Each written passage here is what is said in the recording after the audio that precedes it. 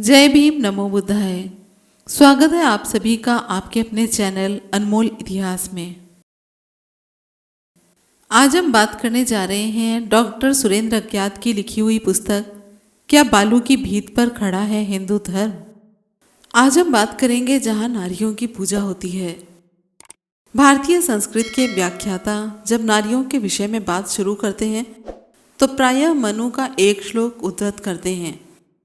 श्लोक आपको स्क्रीन पर दिखाई दे रहा है, जिसका अर्थ है जहाँ नारियों की पूजा होती है वहाँ देवताओं का निवास होता है और जहाँ इनकी पूजा नहीं होती वहाँ सब क्रियाएं निष्फल होती हैं।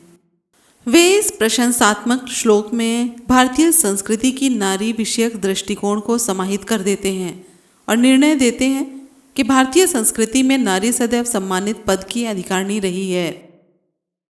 उक्त मत प्रस्तुत करने वालों का वास्तविक आशय क्या होता है, वे क्या सोच तथा विध निर्णय देते हैं, यह हमारी समझ से बाहर है। यदि हम भारतीय संस्कृति के प्रतिनिधि उपलब्ध अभिलेखों का तर्कपूर्ण व तटस्थतापूर्वक विश्लेषण करें तो ज्ञात होगा कि वास्तविकता कुछ और ही रही है। वेदों की तरफ अगर हम ध्यान दें तो हम भारतीय संस्कृति के प्राणभूत और प्राचीनतम अभिलेख ऋग्वेद से श्री गणेश करते हैं।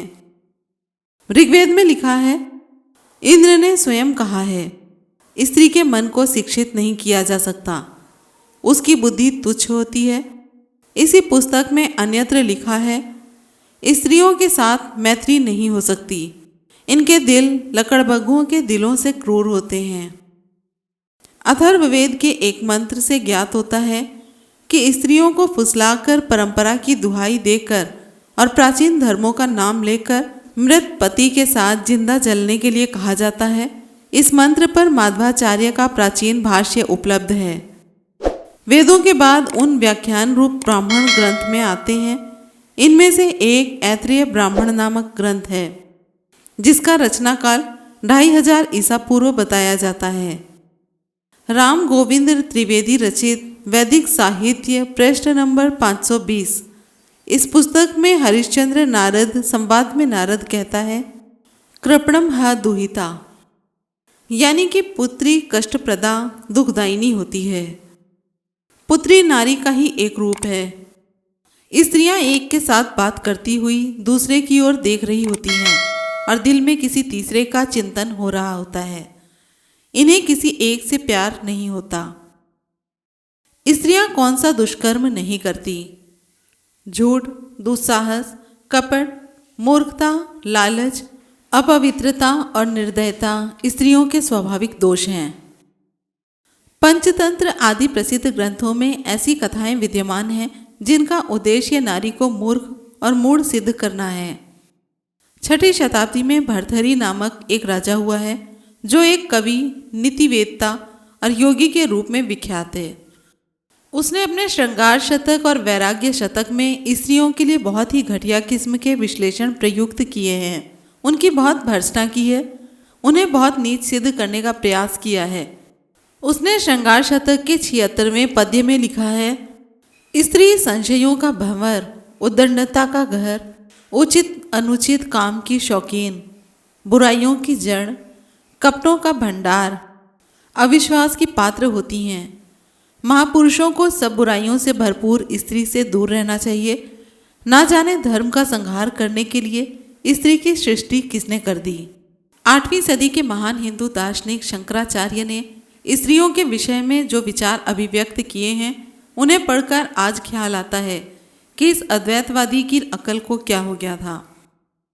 अपनी प्रश्नोत्तरी में उसने स्पष्ट लिखा है कि नारी नरक का द्वार है। 13वीं शताब्दी के बाद संत कबीर जैसे मार्गदर्शकों ने बहुत प्रभावशाली ढंग से परिवर्तन का चक्र चलाया, परंतु उनके स्त्री विषयक विचार वही रहे जो भर्तृहरि और शंकर के थे। कबीर ने लिखा है, नारी तो हरि कीन्हा नहीं विचार, जब जानी तब परिहरि नारी सकल विकार। नारी की झाई परत अंधा होत भुजंग, कबीरा तिनकी क्या गति नित नारी के संग। और वहीं दूसरी ओर तुलसीदास के नारी विषयक विचार नितांत निम्न स्तर के हैं। वह लिखता है, ढोल गंवार शूद्र पशु नारी ये सब ताड़न के अधिकारी। अब बात करेंगे रंडी और रांड के बारे में। हमारी भाषा में रंडी और रांड दो प्रकार के शब्द हैं, जिसका अर्थ है धन लेकर व्यभिचार करने वाली स्त्री वैश्या और दूसरी है विधवा। पंजाबी भाषा में भी रंडी शब्द एक साथ विधवा और वैश्या का वाचक माना गया है। रांड शब्द भी वैश्या और विधवा दोनों को एक साथ अभिहित करता है। विधवा और वैश्या के लिए एक ही शब्द का होना विधवा को वैश्या और वैश्या को विधवा समझने के समान है, जो सर्वथा निंदनीय है। क्या हर विधवा वैश्या होती है या फिर क्या हर वैश्या विधवा होती है? फिर दोनों के अंतर को धूमिल करने वाला दोनों का वाचक एक ही शब्द क्यों रखा गया? क्या यह हिंदू भारतीय विधवाओं का अपमान नहीं है? काशी की बाबत एक लोकोक्ति प्रचलित है, रांड सांड सीढ़ी सन्यासी, इनसे बचे तो सेवे काशी। यहाँ काशी में रांडों, सांडों, सीढ़ियों और सन्यासियों की बहुतायत अभिव्यक्त की गई है। परंतु प्रश्न यहाँ ये उठता है कि रांड का क्या अर्थ लिया जाए, वैश्या या फिर विधवा? और जो भी अर्थ लिया जाए वह क्यों लिया जाए, अर्थात उसे किस आधार पर स्वीकार किया जाए? ऐसे प्रसंगों में एक निश्चित अर्थ का अभाव बुरी तरह अखरता है। ऋग्वेद में विधि वेव देवरम में आता है।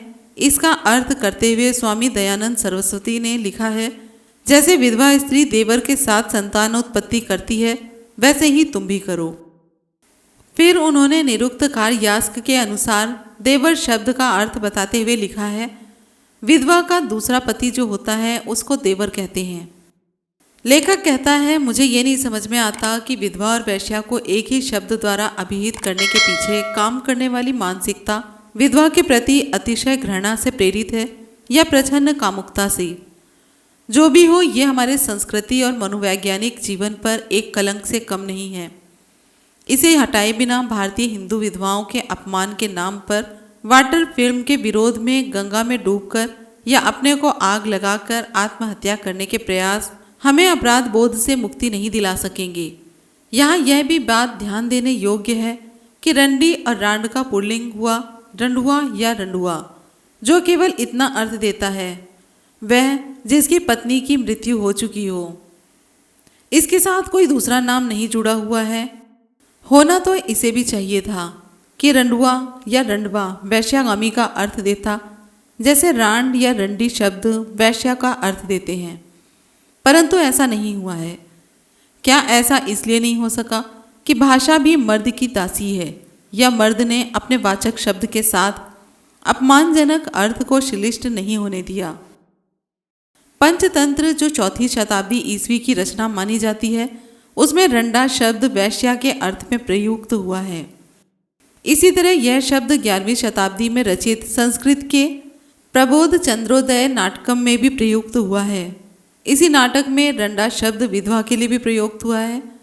स्पष्ट है कि पंचतंत्र पिछले 1600 वर्षों से रंडा शब्द को वैश्या के लिए प्रयुक्त करता चला आ रहा है। बाद में यही विधवा के लिए प्रयुक्त होने लगा, जैसा कि प्रबोध चंद्रोदय नाटक से स्पष्ट हुआ है। यह कटु तथ्य नारी के प्रति हमारे दृष्टिकोण का ही परिचायक है। इस सर्वेक्षण से यह तथ्य स्पष्ट हो जाता है कि इस देश में नारी के साथ पूर्ण मानवीय स्तर पर अतीत में कभी भी व्यवहार नहीं किया गया। काश इस प्रकार की भ्रामक रचनाएं हमारे यहाँ ना होती। ये थी इतिहास की एक छोटी सी झलक जो कि वेदों और पुराणों में लिखी गई हैं।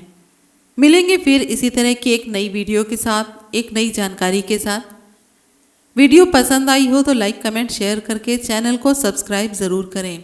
आपके कोई प्रश्न हो तो कमेंट बॉक्स में आप वो पूछ सकते हैं। मिलते हैं अगले वीडियो में। जय भीम, नमो बुद्धाय, जय संविधान।